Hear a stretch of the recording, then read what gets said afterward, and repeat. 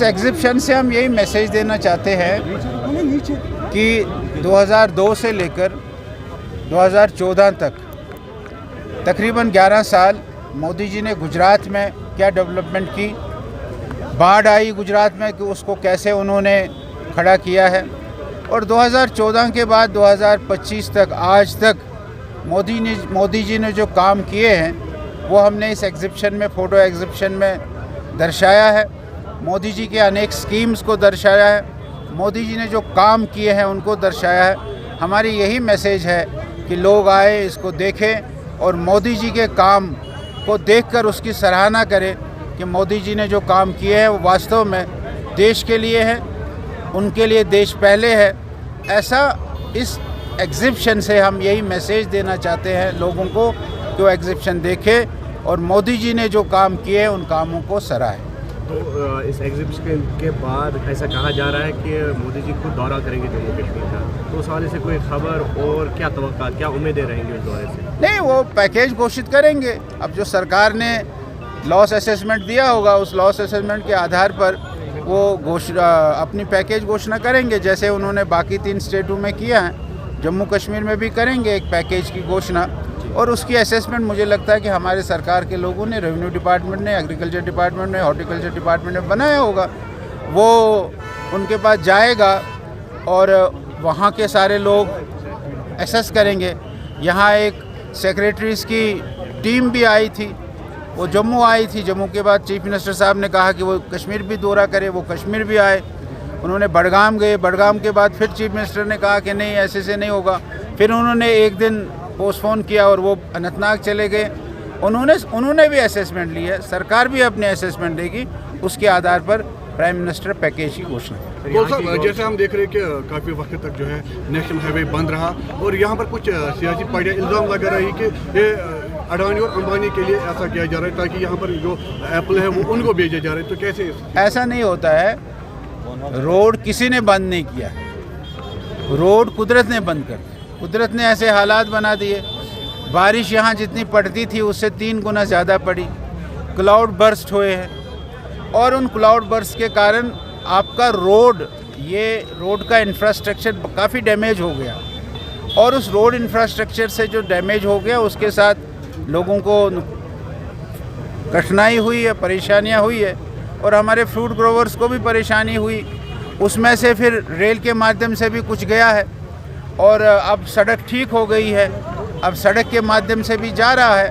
उनके नुकसान का असेसमेंट सरकार को करनी, और सरकार उस असेसमेंट को करके उनको रिलीफ दे। सर, लास्ट में जानना चाहेंगे, ड्यूअल पावर ऑफ सिस्टम को लेकर काफ़ी जो है टिप्पणियाँ की जा रही है, और दूसरी तरफ यूटी गवर्नमेंट जो है पावर्स का रोना रो रही है कि उनके पास पावर ऐसा नहीं है, उन्होंने कुछ करना नहीं है, वो रो रहे हैं। ऐसा कोई नहीं, ये कोई पहला यूटी है जिसमें ड्यूअल ऐसा है। सब यूटी ऐसी है, और उस यूटी में भी चीफ मिनिस्टर बना है। चीफ मिनिस्टर का अपना काम है एक दूसरे पर आरोप और प्रत्यारोप लगाना, ये गलत बात है। तो साहब, जैसे यासीन मलिक की बात हो रही है कि पीडीपी ने नेशनल कौंसिल सज्जाद गनी लोन ने रहम की दरख्वास्त की है, और साथ ही साथ ये भी कहा है कि कानून अपनी कार्रवाई करेगी। कानून ने जो करना है, अगर कानून में कोई रहम की बात होगी तो करे, अगर कानून में रहम की बात नहीं है, कानून रहम से चलता है तो करे।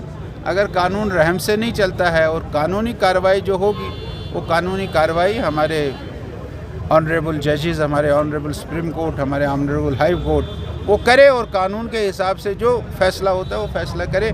मुझे नहीं लगता है कि ये बात जो है ये, हाँ, वो स्वयं प्रेसिडेंट ऑफ इंडिया को अपील करे कि मुझे मर्सी दे, वो अलग बात है, लेकिन ऐसी अभी बात हुई नहीं है कि कोई उनको सज़ा सुनाई गई है। लेकिन कानून को अपना काम करने दीजिए, हमारा यही कहना है। तो आपने बीसीसीआई प्रेसिडेंट की बात की, और मिथुन मनास जिस पे हमें भी गर्व है, हमारे क्षेत्र से वो बिलोंग करते हैं, सन ऑफ द सॉइल हमारे क्षेत्र के हैं, और हमें भी पता चला है कि उन्होंने नॉमिनेशन फाइल किया है। यदि वो उसमें चयनित होते हैं तो ये सिर्फ हमारे क्षेत्र का नहीं, पूरे जम्मू कश्मीर का नाम रोशन करेगा। बट एक प्रोसेस है, उस प्रोसेस में कैसे वो सफल हो पाते हैं ये भविष्य बताएगा, उसका हमें इंतज़ार है। लेकिन यहाँ के क्रिकेटर्स का किस तरह से कॉन्फिडेंस बूस्ट समझते हैं आप, चाहे नॉमिनेशन ही सही? नहीं, देखिए, मिथुन मनास साहब को तो अभी हमारी जो LG एडमिनिस्ट्रेशन थी इससे पहले, वहाँ पे उन्होंने इनको नियुक्त किया है यहीं के क्रिकेटर्स के लिए, यहीं के नौजवानों के लिए। और डेफिनेटली मिथुन मनास हो, परवेज़ रसूल हो, और भी बहुत ज़्यादा क्रिकेटर्स का मैं नाम नहीं जानता, लेकिन ये लोग हमारी शान हैं और हमारी पीढ़ी के लिए, हमारे नौजवानों के लिए इंस्पायरेशन है। डेफिनेटली अगर मिथुन मनास को वो जगह मिलती है तो यहाँ के नौजवान बूस्ट होंगे, इसमें कोई शक नहीं है। सुनील जी, आज प्रधानमंत्री की जन्मगाथा यहाँ पे दिखाई जा रही है, क्या कहना चाहेंगे इस बारे में? देखिए, नरेंद्र मोदी जी का जीवन एक संघर्षमय जीवन रहा है, एक स्ट्रगल से बड़ा जीवन रहा है।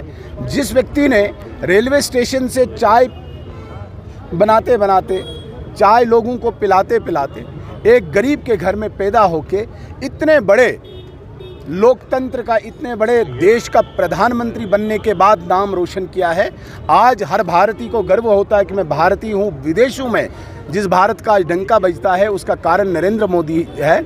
हमने जो एग्जीबिशन लगाई है, यहाँ पे हमने नौजवानों को, विशेषकर स्कूल के बच्चों को भी लाया है कि एक साधारण परिवार में पैदा हुआ, एक गरीब, जिसे हम कहेंगे कि मजदूर के घर पैदा हुआ सामान्य एक नौजवान किस तरीके से अपने स्वप्न को साकार करने, अपने स्वप्न को, जिसने राष्ट्र का स्वप्न बनाया, राष्ट्र का स्वप्न अपना स्वप्न बनाया, और इस राष्ट्र की प्रगति के लिए किस प्रकार से उनका जीवन पूरा स्ट्रगलमय रहा, पूरा संघर्षमय रहा, ये इंस्पायरेशन पूरे देश दुनिया को देता है। इसलिए ये एग्जीबिशन लगाई गई है यहाँ। जी, आप जगह जा रहे हैं जहाँ लैंडस्लाइड्स हुई है या फ्लड आया है, क्या आपको लगता है कि जो मौजूदा सरकार है वो अपनी नाकामी पे छुपा रही है, वहाँ नहीं जा रही है या पूरा काम नहीं कर पा रहे हैं? देखिए, उमर अब्दुल्ला साहब ने ये तय किया है कि वो एक नैरेटिव को यहाँ पे स्थापित करेंगे, बाकी सारे काम वो करेंगे, ट्रांसफर्स वो करेंगे, ट्रांसफर्स के पीछे की स्टोरी भी वो पूरी लिखेंगे, लेकिन जहाँ पे उनको काम करने की बात आएगी वहाँ बोलेंगे मेरे पास पावर नहीं है।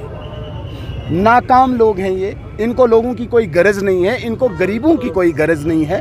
आपने देखा होगा कि अब कंपटीशन आया है, जब से भारतीय जनता पार्टी देश में आई है, अब विकास का कंपटीशन है, जिस कंपटीशन में कहीं नहीं टिकते, इसलिए एक नैरेटिव स्थापित करने की कोशिश करते हैं। हमारे पास कुछ नहीं, सब कुछ इन्हीं के पास है, लेकिन झूठ फरेब बोल के ये लोगों से मतलब अपना पल्ला झाड़ना चाहते हैं, जो बदकिस्मती है। फार्मर्स को काफी नुकसान हुआ, क्या लगता है कि पैकेज डेफिनेटली भारत सरकार फार्मर्स को कंपनसेट करेगी, अब कितना करेगी वो वक्त बताएगा।